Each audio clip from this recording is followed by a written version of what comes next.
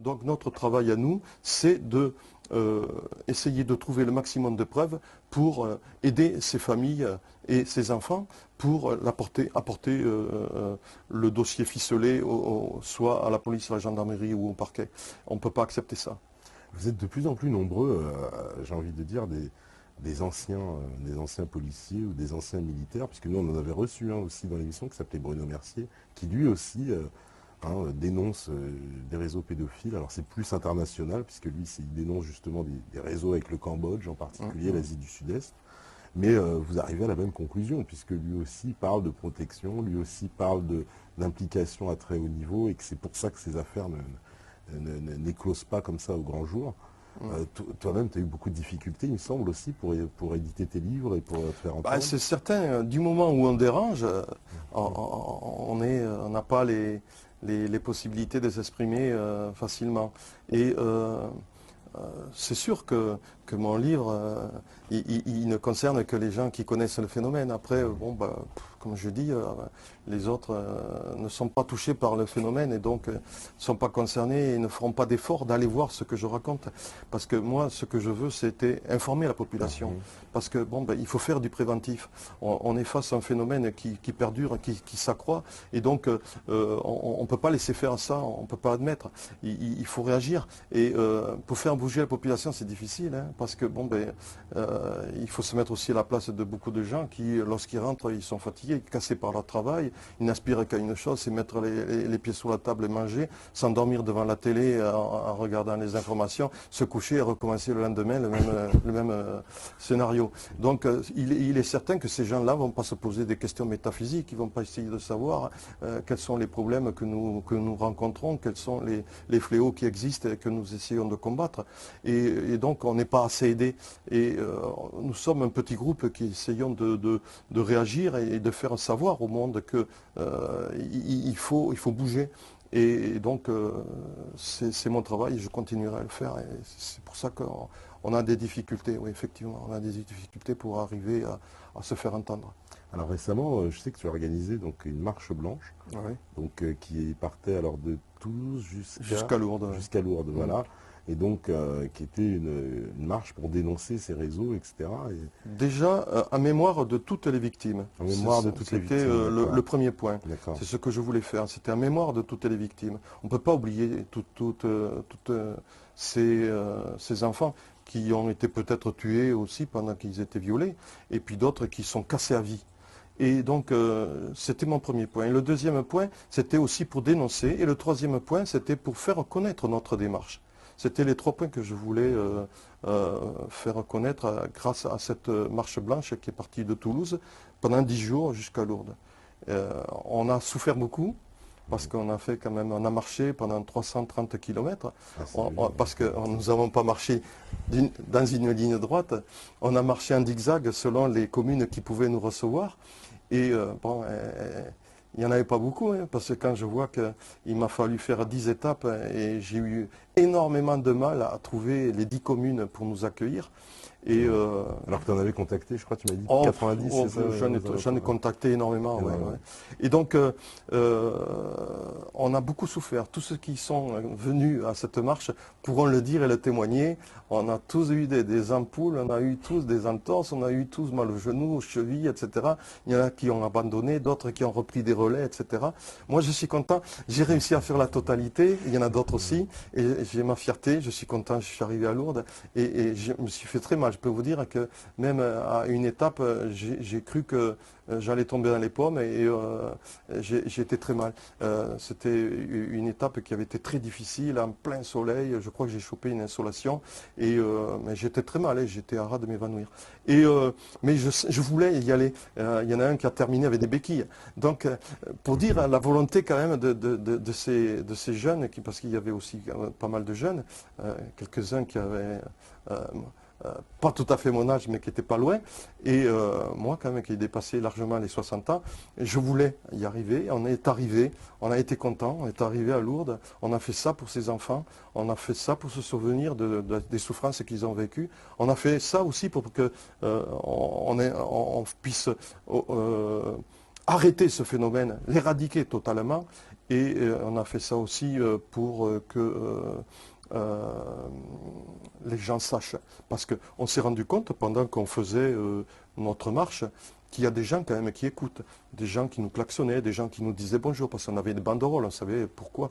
Puis on avait des maillots où c'était écrit dessus, des maillots blancs, où on avait marqué ce qu'on faisait, des gens qui sont venus discuter avec nous, des gens qui nous ont offert à boire, des gens des maires qui nous ont offert l'apéritif, un apéritif dînatoire, des maires qui nous ont, et des communes qui nous ont offert le petit déjeuner, etc.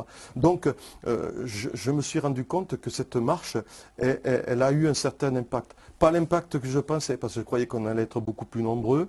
Je pensais que aussi il y aurait eu davantage de gens qui auraient été sensibles à notre manifestation, à notre marche blanche. Mais c'est la première. Si nous pouvons en faire d'autres, j'espère que nous aurons un impact supplémentaire plus fort et que nous parviendrons à nous faire écouter et à faire en sorte aussi que ce phénomène soit totalement éradiqué. C'est ce que je cherche. Parce qu'il y a de plus en plus de gens quand même qui se prennent conscience. Moi aujourd'hui, quand j'étais dans plusieurs manifestations assez récemment, et j'ai vu, à ma grande surprise, pas mal de banderoles avec arrêtons les réseaux pédophiles, dénonçons. Il y a un travail à cause d'Internet, enfin grâce à Internet, Oui. il y a eu un... Oui, heureusement, comme je dis, il y a des jeunes qui ont le courage de s'investir. Parce que c'est pas évident, hein, c'est du travail, parce qu'il n'y a pas que dénoncer, il y a aussi quelquefois faire des petites enquêtes pour voir si... parce que nous connaissons des gens qui nous disent, bon, ben, on pense connaître des pédophiles qui agissent dans notre commune. Donc on va sur place, on essaye de voir, on essaye de faire le travail des policiers et des gendarmes, parce que nous, on n'hésitera pas à mener des dossiers ficelés aux policiers et aux gendarmes pour qu'ils travaillent et qu'ils continuent de faire des investigations, parce que nous, on n'a pas les moyens qu'ils ont. Hein. Mais on commence déjà à sortir de l'œuf l'histoire, et si elle est déjà un petit peu ficelée, on a des chances qu'elle sera plus prise au sérieux par les institutions qui feront les investigations par la suite. Donc c'est un travail qui est difficile, c'est un travail ingrat. C'est pour ça que moi je suis content de voir qu'il y a beaucoup de jeunes qui s'investissent dans ce genre de manifestations pour ces enfants qui sont violentés et torturés et violés. Oui, voilà, on voit ça. On voit aussi beaucoup de gens aller au procès, puisqu'il y a, Oui, il y a aussi. énormément de procès, voilà, où on a le dernier avec l'affaire Amélie Biza, qui est une affaire aussi, tu connais, j'imagine, cette affaire Bien aussi. sûr. Voilà, tribunal de Draguignan qui, semble-t-il, ne Ben veut oui. pas avoir et ne prendre en considération la plainte de la maman qui C'est et pour pourtant ça qu'il apporte des faut être preuves. toujours Hein. présent, il faut être là, il faut aider ces familles, Mm. il faut être présent quand les affaires passent au tribunal. Il faut démontrer que nous sommes aussi une puissance, une force derrière, et que nous ne nous laissons pas berner, et que nous voulons aboutir. Vous, justement, alors toi, tu n'as pas créé d'association, justement, non Si je Si. suis le parrain d'une association qui s'appelle Offrons-leur le sourire,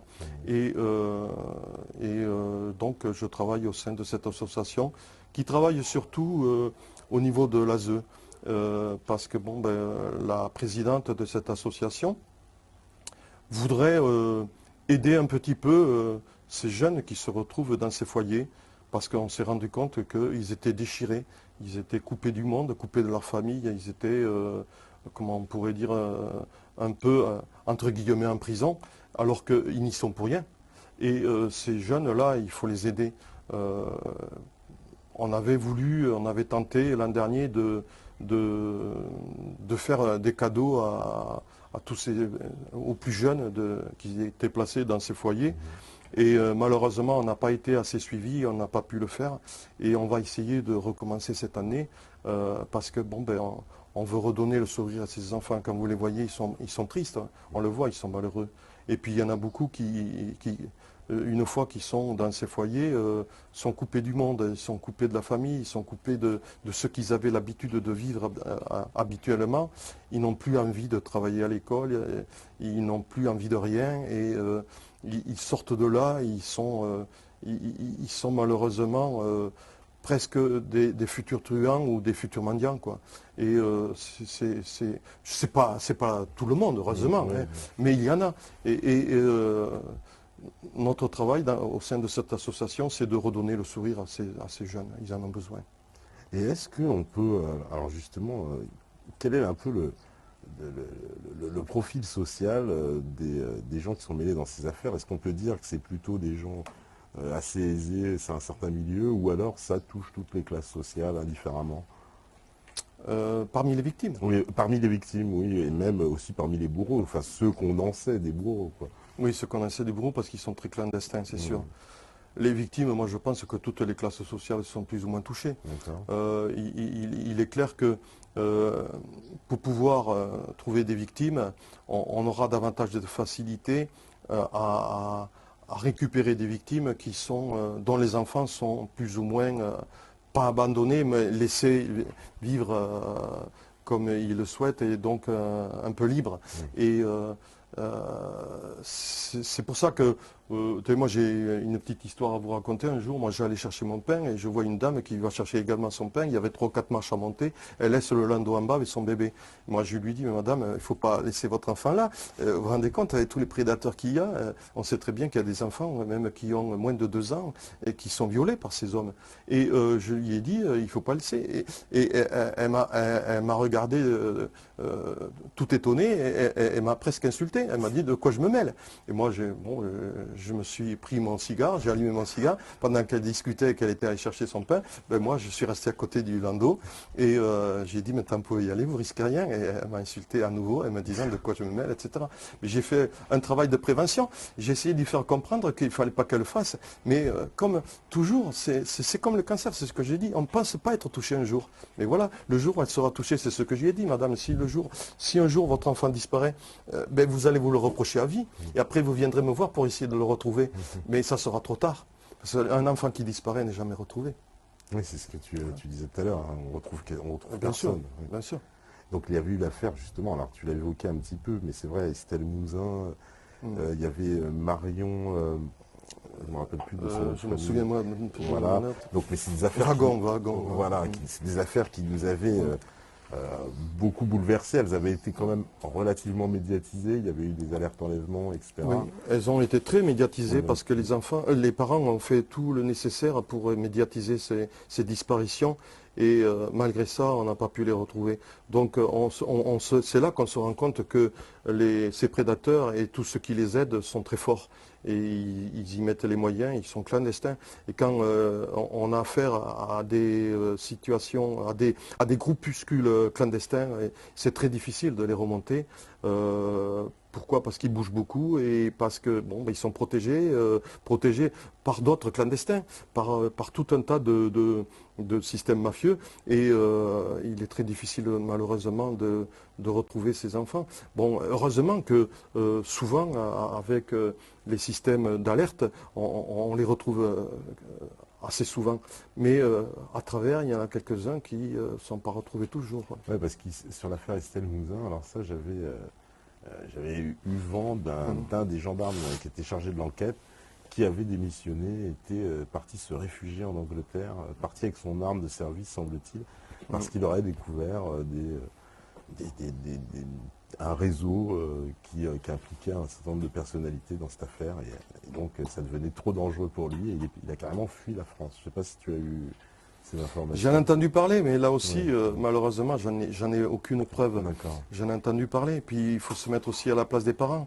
Ils en ont assez de voir tous ces gens qui viennent taper à leur porte pour leur dire on va s'occuper de votre affaire, on va essayer de retrouver votre fille. Et ils se rendent compte qu'on les retrouvera, on les retrouve pas. Et donc à partir de là, ils sont épuisés, ils en peuvent plus. Ils répondent plus. Ils veulent qu'on leur fiche la paix, ils essayent de faire leur deuil, ou ils gardent l'espoir de les retrouver. C'est ce que je comprends très bien. Moi j'ai des enfants, j'ai des petits-enfants. S'il m'arrivait un drame pareil, je garderai toujours espoir de les revoir un jour et de dire, ça y est, enfin, les revoilà, ils reviennent. Mais on le constate, on n'y arrive pas, on ne retrouve pas ces enfants. Et justement, toi, dans l'institution, dans l'administration, quels sont les moyens pour, justement, quand tu occupes une position comme ça dans les services de renseignement, de pouvoir dénoncer? Parce que clairement, si tu es face à un crime, que tu le dénonces et que ça n'aboutit pas, qu'est-ce que tu peux faire si tu es dans l'institution policière, concrètement? Si on est placé face à un crime et qu'on a des billes, il faut porter plainte. Bon, après, j'imagine que si les éléments tiennent bien, il y a obligation à ce qu'il y ait une enquête. Et donc, je veux garder quand même l'espoir, et j'y crois, que les policiers sont honnêtes et font leur travail. Et, je ne veux surtout pas croire qu'il y en ait qui ne jouent pas le jeu. On est flic, hein, on doit faire notre travail. On a des gens qui viennent nous apporter des éléments, il faut les étudier, il faut les examiner à fond. Comme nous, on disait toujours, dès qu'on enquête, on a plusieurs portes et on prend chaque fois une porte et dès qu'on ne trouve rien, on la ferme, on passe à l'autre, etc., jusqu'au moment où on peut réussir à remonter jusqu'à celui qui a commis le crime. C'est le travail de tous les enquêteurs, de tous les inspecteurs, de tous les officiers. Donc moi, je crois quand même encore à la police. Et comment elles sont ordonnées, les enquêtes dans les services de renseignement? Qui décide? Puisque finalement, nous, le public, on a très peu à faire aux services de renseignement. Mais qui dit oui, tiens, on va enquêter sur ça, ça, on va enquêter? C'est selon aussi l'actualité. Hein. Moi, j'ai travaillé au sein des renseignements généraux. Au sein des renseignements généraux, on avait des secteurs bien définis et on enquêtait sur des secteurs qui étaient bien définis. Et donc, on faisait de la prévention et on faisait ce qu'on appelle des enquêtes préliminaires. Et on remontait petit à petit des éléments que nous trouvions et on essayait de remonter au maximum pour essayer de trouver les auteurs. Et ça peut être sur plein d'éléments. Moi, j'ai travaillé à un moment donné sur des phénomènes nouveaux, c'est-à-dire, par exemple, les Hells Angels, les motards dangereux qui sont connus pour pas mal de délits et quelquefois des crimes. Oui. Et j'ai travaillé sur les hooligans, j'ai travaillé sur les rave parties, j'ai travaillé, et puis j'ai travaillé en fait aussi sur le satanisme, et c'est là que j'ai découvert pas mal de choses. Et donc, on fait quand même du travail personnel. Et en travaillant, on trouve des filières, on trouve des sources, on remonte pour les connaître, pour les identifier et pour connaître le degré de dangerosité des éléments qu'on a identifiés. Et après, si on s'aperçoit que les éléments que nous avons trouvés sont ultra dangereux, on passe le dossier à la PJ parce que nous ne faisons que de l'information. Nous ne sommes pas donc répressifs. On passe le dossier à la PJ qui après continue à investiguer sur les éléments que nous avons apportés. Voilà. D'accord, donc vous apportez toutes les informations voilà. Et ensuite eux-mêmes après travaillent sur le côté pénal de l'affaire. Nous faisons que de la recherche d'informations. Voilà. Alors finalement, ça peut très bien aussi donc bloquer après au niveau de la PJ. On lui amènerait les dossiers, puis après la PJ, on met ça dans un placard et puis c'est terminé. Si c'est vrai, c'est triste. Mais j'espère que non. J'y crois pas non plus. Et j'espère que non. D'accord. Parce qu'on se demande, c'est vrai que c'est ça qui nous étonne le plus, c'est de voir à quel point ces affaires n'aboutissent pas. C'est ça qui est vraiment. Alors le après, point si commun, elles n'aboutissent pas, c'est vrai que c'est pas toujours évident aussi. Hein. On a fait quand même un grand saut grâce à l'ADN. Oui. On arrive à remonter pas mal de choses, mais c'est vrai que quand on n'avait pas l'ADN, c'était beaucoup plus difficile. Maintenant, on dispose d'un élément qui est très intéressant pour mener les investigations. Moi, je crois quand même que les policiers de la PJ font leur travail. Après, s'il y a des brebis galeuses, moi je ne suis pas au courant. Il peut y en avoir hein, dans toutes les corporations, dans toutes les professions, il y a des brebis galeuses. J'espère qu'il n'y en a pas beaucoup ou qu'il n'y en a pas. Mais s'il y en a, il faut les jeter. Moi, j'en connais pas. Mais s'il y en a, il faut les jeter. Il ne faut pas hésiter. Et qu'est-ce que tu donnerais comme conseil justement, on va dire, aux gens qui nous écoutent, qui peuvent être confrontés à ces problèmes, et qu'ils soient justement des victimes ou des gens qui sont témoins, qu'est-ce qu'il faut faire? Parce qu'on est un peu désemparés. Et il est clair que c'est vrai que ces familles sont désemparées, elles sont déjà dans le malheur. Donc elles sont un peu paumées. il ne faut pas qu'elles hésitent à rencontrer les associations qui se sont formées pour les aider. Nous sommes là pour les aider, pour peaufiner leur dossier, parce que quelquefois il est mal monté, il manque des éléments, ils ont oublié des preuves. Ils ne connaissent pas la puissance de certaines preuves, etc. Et donc, tout ça fait que, au bout d'un moment, ils ont besoin d'aide. Et cette aide, nous sommes là pour leur apporter. Après, il y a de très bons avocats. Il faut trouver le bon avocat. Il y a meilleur que d'autres, il est clair. Et donc, il faut les aider. Parce que tout seuls, ils ne peuvent pas y parvenir. Et souvent, si l'affaire ne marche pas bien, si elle n'aboutit pas, et si elle est classée ou si elle fait l'objet d'un non-lieu, c'est qu'elle a mal été préparée. Et alors, les témoignages qu'ils ont, ce ne sont pas les meilleurs témoignages. Et quelquefois, ils ne sont pas allés les chercher, les bons témoignages. Ou alors, ils ont mal été ordonnancés. Il y a quelque chose qui n'a pas marché dans leur dossier. Parce que s'il est bien ficelé, il doit être bon. Et on doit obtenir un résultat au tribunal. Donc c'est ça que je demande, c'est à toutes ces familles qui sont touchées par ce malheur, de ne pas hésiter à venir voir, à rencontrer des associations qui travaillent régulièrement et gratuitement, et bénévolement pour eux. Parce que par exemple, dans le cas où il y a donc, voilà, un cas de violence physique sur les enfants, on sait qu'il faut immédiatement aller voir un médecin pour faire un certificat. Ah, bien sûr, Ouais. bien sûr. Si on a des traces, eh ben, de suite, il faut les repérer. Parce que si on attend trop, ben, ces traces risquent de disparaître. Et si elles ne disparaissent pas, elles n'auront pas la violence du moment où on aurait dû la mener, c'est-à-dire pratiquement immédiatement. On va perdre dans la violence de l'acte. Parce qu'on ne retrouvera jamais, en parlant avec des mots difficiles à entendre, un anus dilaté. Et il reprendra sa forme petit à petit. Et si on attend trop, peut-être il aura perdu même cette dilatation. Donc il ne faut pas hésiter, il ne faut pas avoir honte. Malheureusement, il y a des tabous. Il y a des familles qui pensent, oh là là, il ne faut surtout pas en parler, parce que va dire le voisin si on sait que mon fils a été violé par un pédophile, etc. Non, il faut passer au-delà de ça. Il faut penser à l'enfant qui est démoli. Il faut penser quand même à supprimer supprimer entre guillemets, ce pédophile. Donc pour pouvoir l'empêcher à continuer à récidiver, il faut l'arrêter. Et pour l'arrêter, il faut donc agir très vite. Parce que c'est en agissant très vite qu'on arrivera à récupérer, à sauter cet individu.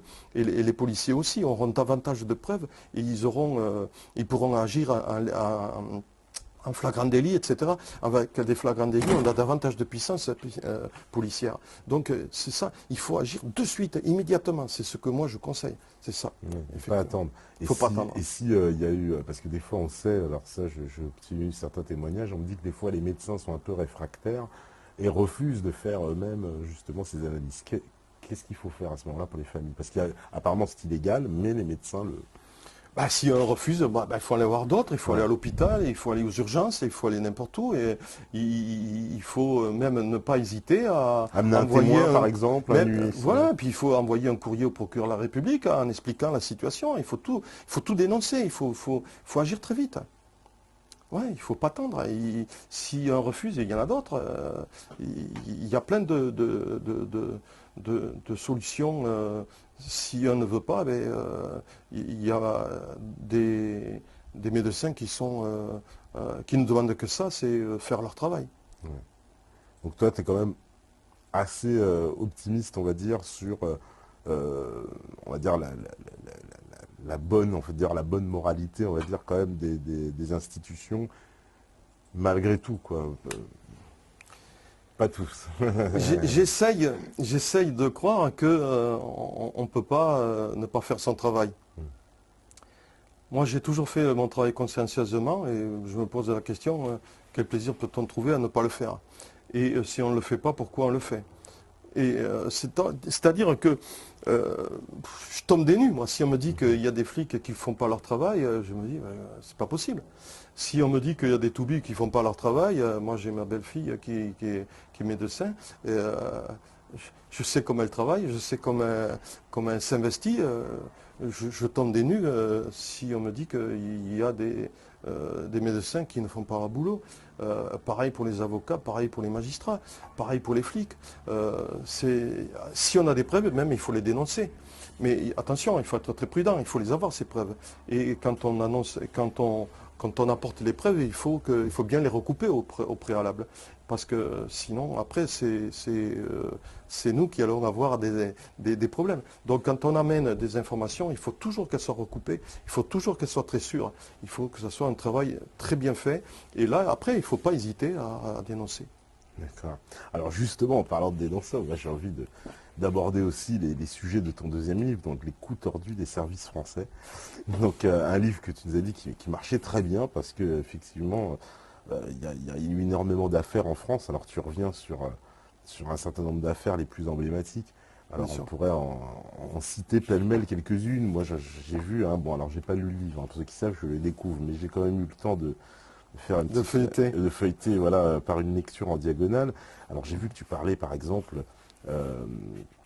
de Markovitch, ça c'est l'affaire Markovitch. Oui, j'en ai parlé, effectivement, c'est une affaire intéressante parce que là, il y a eu une manipulation qui a été faite. Ouais. On voulait détruire Pompidou et ouais. Donc...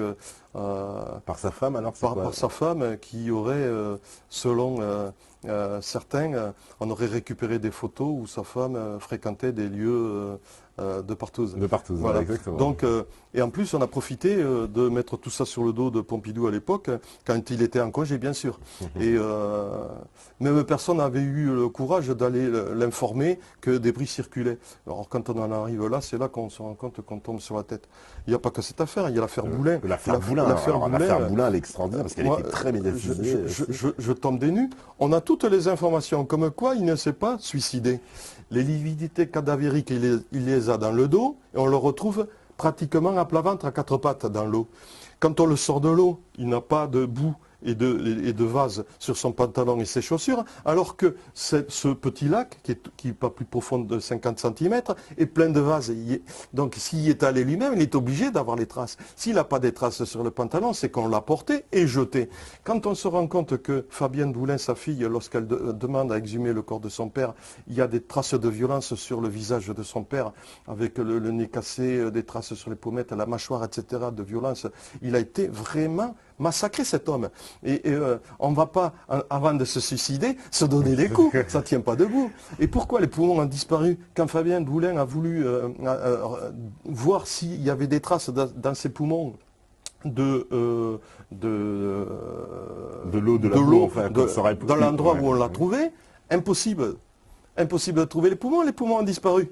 Quand on ouvre le corps du papa de Fabienne Boulin, on se rend compte que les poumons ne sont plus là. Mais on tombe sur la tête, on a plein d'informations. Fabienne, elle a un dossier énorme. Mais elle a un dossier, et il faut savoir, attention, que c'est prescrit en 2017. 2017, c'est bientôt. C'est pour ça qu'il faut que se battre. C'est pour ça qu'il faut aider Fabienne. Et c'est pour ça que j'ai aussi souligné le problème de ce suicide abracadabrant. Ça ne tient pas debout. Oui, parce que la justice a conclu un suicide. Hein, donc, bien sûr. Alors, ça arrangeait beaucoup de monde, peut-être. Alors, il me semble qu'à l'époque, bon, évidemment, je dois mieux connaître le dossier que moi, mais que c'était la gendarmerie, il me semble, qui avait commencé l'enquête. Tout à fait. C'était parti sur les chapeaux de roue, et immédiatement, ça leur a été retiré pour être confié à la brigade criminelle à Paris. Oui, c'est le procureur Charles Ray qui a pris cette décision. Et apparemment, c'est ce procureur aussi qui avait décidé de ne pas faire d'autopsie du visage de Boulin. À la demande des parents et de la famille. Or, Fabienne se défend et elle dit qu'elle n'a jamais entendu dire, et ils n'ont jamais donné cet ordre. Cet ordre de ne pas faire d'autopsie. Voilà, c'est pas vrai. Donc, apparemment, Charles Ray a menti. Et c'est bizarre parce qu'on retrouve ce procureur de la République, Charles Ray, dans une autre affaire, c'est l'affaire Bignon. Bignon, on le retrouve mort sur une autoroute, toujours à proximité de l'endroit où Boulin a été tué. La voiture est garée sur le bord de la route, apparemment en panne. Or moi, quand si je tombe en panne sur le bord d'une autoroute, qu'est-ce que je fais? Je m'évite les warnings, je garde les lumières et je mets derrière les glissières.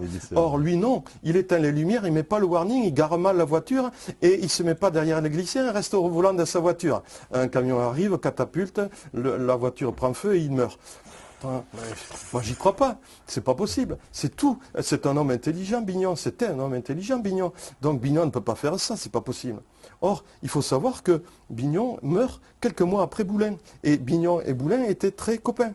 Et ils s'étaient vus quelques heures avant que Boulin soit tué. Fontanet également. Il avait rencontré Boulin quelques heures avant qu'il soit tué. Et Fontanet est abattu d'une balle dans le dos alors qu'il revenait d'une réunion. Donc, ce sont des choses, c'est un phénomène qui est vraiment qui pousse à se poser énormément de questions. Et c'est pour ça que j'ai voulu en parler dans mon livre, ça aussi. Alors Robert Boulin, je rappelle, était ministre du Travail. Ministre du Travail. Et en tant que ministre du Travail, je peux vous dire qu'il devait connaître pas mal de choses sur les commissions, les rétrocommissions, etc. Bien sûr. Oui, semble-t-il, il était très très informé. Alors, je ne sais pas si tu en parles dans le livre de l'affaire Bérégovoy. L'affaire Bérégovoy, non, j'en parle pas parce que j'ai pas assez d'éléments et j'ai pas voulu en parler. J'en parle pas, non, pas du tout. L'affaire Bérégovoy. Une affaire aussi un peu qui ressemble un petit peu à cette affaire. Cette affaire Boulin, quoi. On parle d'un suicide un peu étrange avec. Je parle de l'affaire Grossouvre. Alors l'affaire Grossouvre aussi, oui. Effectivement, on le retrouve mort dans son bureau. De l'Élysée. De l'Élysée.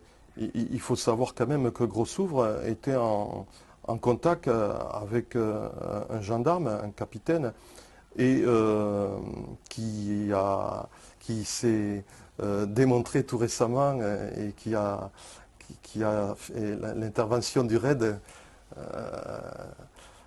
Bon, donc cet homme était au courant de pas mal de choses. Il était allé au Rwanda, il a vendu des armes alors que l'ONU avait interdit de vendre des armes à la peuplade Hutu à l'époque. Et donc cet homme-là, ce gendarme, je ne donne pas le nom parce que, bon, quoi que je le donne dans mon livre, a été entendu et apparemment il est malade, il a la maladie de Parkinson et donc il ne peut plus trop bien répondre aux questions qui lui sont posées. Il a perdu la mémoire, il a perdu beaucoup de choses et il ne peut plus trop s'expliquer. Ça tombe très bien. Mais moi je n'hésite pas dans mon bouquin de dire que s'il y a eu un génocide au Rwanda, il n'y est pas pour rien. Alors, je ne sais pas si tu abordes aussi Charles Hernu. Non, pas du tout. Je l'ai pas eu. J'en ai choisi que quelques-uns. Je ne peux pas tout mettre. Il y en a tellement. Oui, voilà, il y en a tellement, finalement, oui. Un peu emblématique quand même aussi. Alors, j'avais vu aussi, la mort de Jean de Broglie. Oui, alors là, c'est quelque chose d'assez particulier. Oui. C'est une nébuleuse.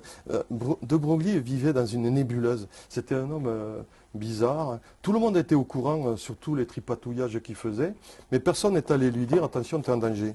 Ça, je ne comprends pas. C'est la moindre des choses. Moi, je pense qu'on aurait dû même l'interpeller. Oui. On aurait dû lui demander des précisions sur tout ce qu'il faisait. Non, on l'a laissé tranquille, on l'a laissé faire, on l'a laissé se mouiller, s'embourber, jusqu'au moment où il est mort. Il est mort, alors là, d'une manière assez particulière aussi, et il faut lire mon livre parce que je ne peux pas tout dire non plus, parce que sinon après mon livre on ne le lira plus. Mais non, mais c'est vrai que c'est un cas assez particulier là aussi, et j'ai pris un grand plaisir à l'écrire parce qu'on tombe sur la tête là aussi. Oui, alors moi aussi, je reviens un peu sur la mort par exemple aussi de Mehdi Ben Barka, parce que ça c'est une affaire qui l'affaire Ben Barka, c'est très ancien. C'est très ancien, Donc c'est un opposant marocain. J'ai pris un grand plaisir à faire cette affaire Ben Barka, à reprendre cette affaire Ben Barka parce que là aussi, il avait tous les services secrets sur le dos. Voilà. C'est incroyable, jusqu'à la CIA. Mais il y avait tout le il y avait le Mossad, il y avait la DGSE, enfin non, c'était pas la DGSE, c'était le SDEC à l'époque. Il y avait tout le monde. Apparemment, il faisait même le double jeu, on y avait tout trouvé ce pauvre homme. Et donc, il il disparaît, c'était des petites frappes qui l'ont interpellé, qui l'ont amené dans un piège et qui l'ont soit torturé, On dit ou qu'il a été même, coulé dans un bain d'acide, enfin ce que ou même presque tué. On ne sait pas si c'est les petites frappes qui l'ont tué en le questionnant, ou si ce sont les services secrets de son pays qui sont venus pour le tuer. Mais en fait, c'est vrai, et effectivement aussi, on dit que peut-être son corps a été rapatrié et il aurait été jeté dans qu'on appelle ça, un récipient rempli d'acide, et il semblerait aussi que ça se fait assez régulièrement là-bas. J'en parle aussi effectivement de cette mort possible. Moi, je pense qu'il a été tué en France par ces gens-là, par ces petites frappes, qui ont été tuées elles aussi par la suite, parce qu'il fallait surtout pas qu'elles parlent.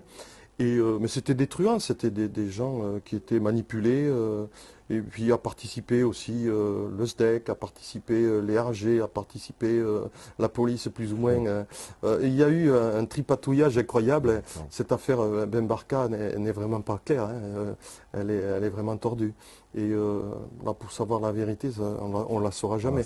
Mais il y a trop de choses compliquées et bizarres dans cette affaire pour qu'on puisse dire que Ben Barka a été surveillé, c'est sûr. Il fallait le tuer. Il était devenu un homme dangereux.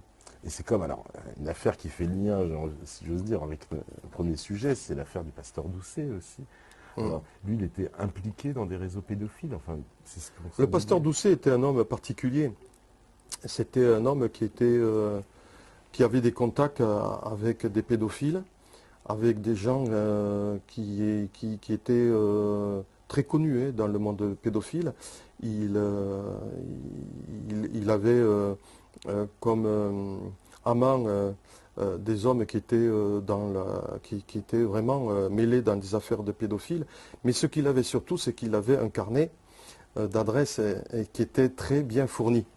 Et Yves Bertrand a même dit un jour, Yves Bertrand qui était le patron des renseignements généraux, avait dit qu'il avait un carnet d'adresses fort de 1000 noms et que dans cette liste de noms, il y avait certainement des personnes bien placées.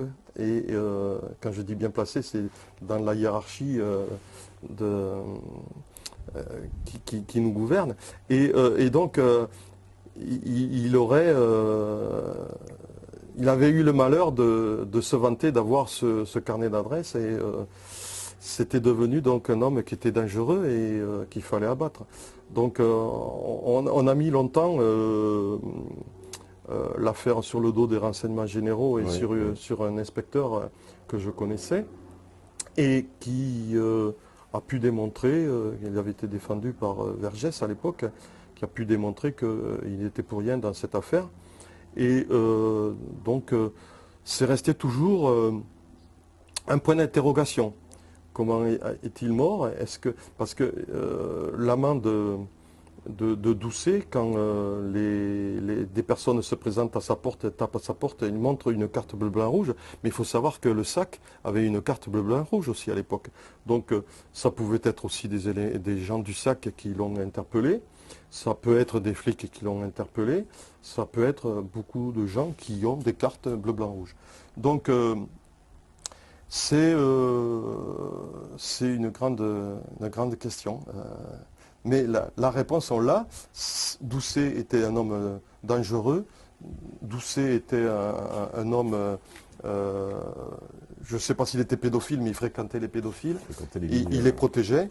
Et c'était un homme qui était vraiment pas neutre. Il n'était pas, comment on pourrait dire, blanc. Même je dirais c'était un salaud, quoi. Je pleure pas sa mort. Mais parce que cet homme était vraiment... en lisant mon livre, j'apporte beaucoup de preuves sur sa dangerosité. Sur sa dangerosité, oui. Parce que bon, il y en a beaucoup qui avaient essayé quand même de le défendre à l'époque. Oui, mais c'est qu'eux aussi n'étaient pas très clairs. Alors, il y a une affaire, évidemment. Alors là, on ne peut pas échapper, puisque c'est une affaire qui a un des plus Hein, on dirait l'un des plus grands fast-flags pour la France, c'est l'affaire Mohamed Merah. Ouais, Alors en plus, on est ici même à Toulouse où se sont déroulés les faits. ouais. Cette affaire, telle qu'elle nous a été présentée, en tout cas, elle laisse de nombreux doutes, de nombreuses ombres, puisqu'on nous a donné, on va dire, ne serait-ce qu'officiellement, plusieurs versions, hein, puisqu'il y a de la bouche même de Claude Guéant, qui était ministre de l'Intérieur, si je m'abuse à l'époque. On nous a expliqué une certaine issue de l'histoire avec un Mohamed Merah qui sort en tirant partout, puis finalement on voit les images même de l'intervention, je crois que c'était dans VSD, je ne sais plus, Michael Magazine, qui nous montre qu'en fait la police est intervenue par le balcon. Donc l'histoire même de Guéant ne pouvait pas tenir, puisqu'on ne pouvait pas à la fois s'enfuir par le balcon et puis des policiers qui montent par le balcon. Donc rien que ça, je parle d'un des détails, des nombreux détails qui... Déjà, moi, je suis étonné par la présence, la prise en main par Guéant, alors qu'il est ministre de l'Intérieur, mais il n'est pas au PJ.